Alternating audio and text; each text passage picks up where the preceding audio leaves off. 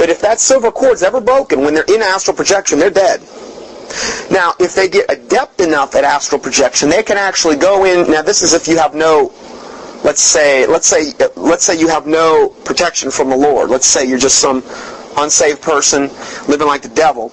They can actually go and do things to other people in a negative way. Okay?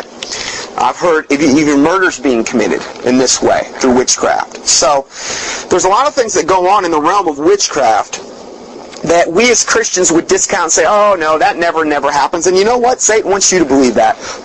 He wants you to think there's no such thing as Satan or witchcraft, and none of it has any power. It's just all fun and games. Because the more you think that, the more you're never going to want to ever fight it.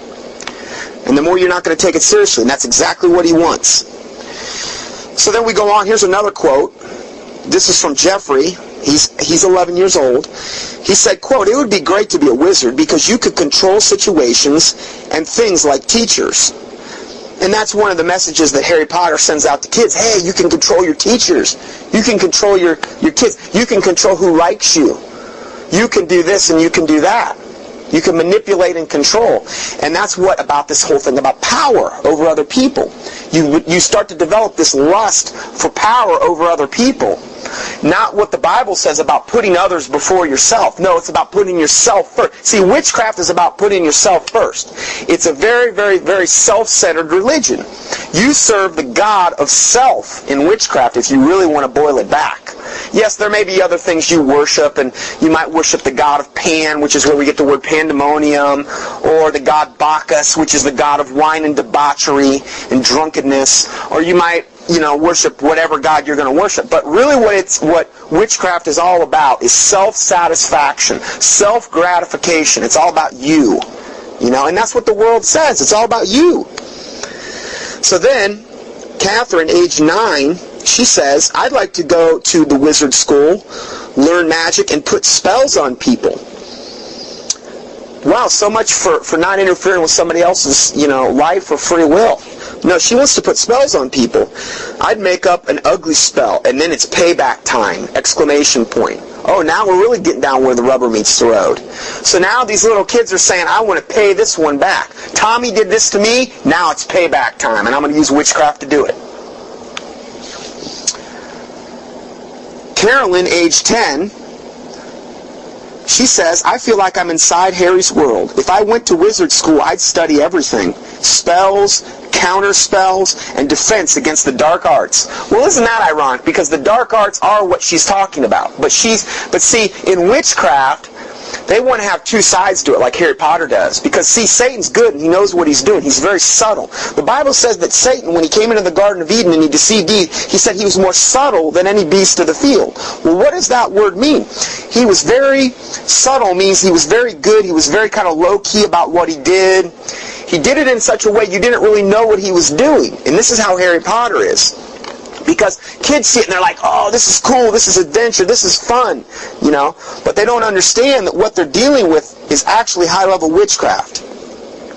So, when she says, I could do counter spells and defense against the dark arts, what we have here is, in witchcraft, they have what they call white witchcraft and black witchcraft. The white witchcraft, you normally hear of people that participate in, it's called Wicca.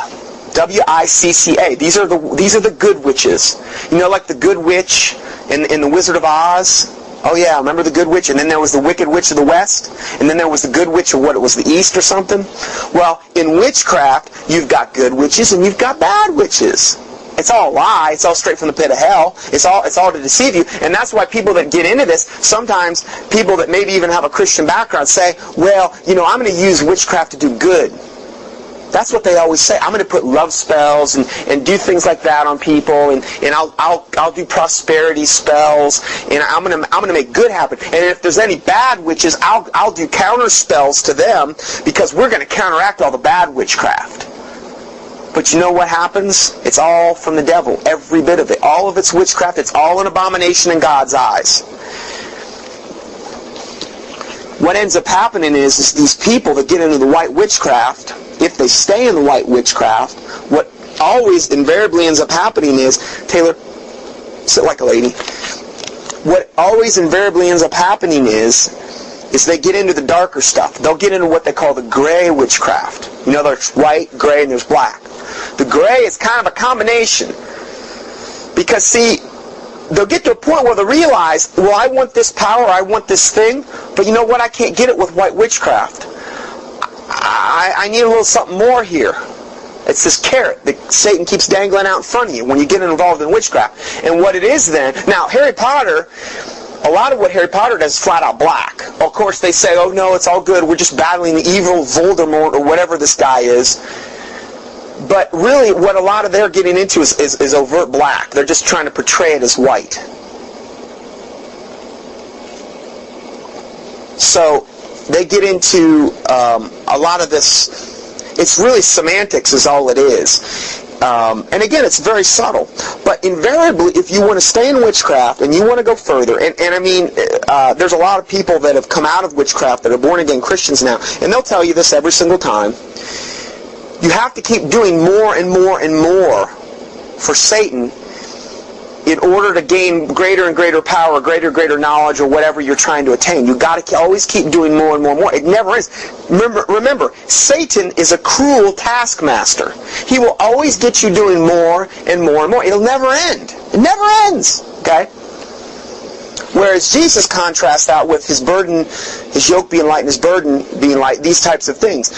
So, this is the lure with witchcraft, and that's why so many people that end up getting involved in entry-level witchcraft, which we could maybe refer to as Wicca. Now that word Wicca means bent or twisted, because it's a warped and it's a twisted thing. Even the very white witchcraft, they admit that, you know.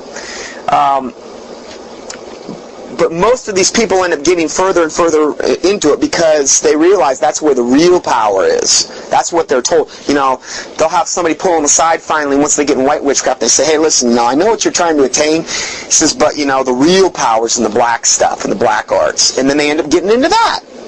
Okay? And then they go from there. So then, let's go a little further. Then this is from Julie. She's 13. She said, I liked it when the bad guys killed the unicorn and then Voldemort drank its blood. End of quote. Oh, that's nice. That's nice. You gotta go? Oh, okay. God bless you. We'll talk to you soon.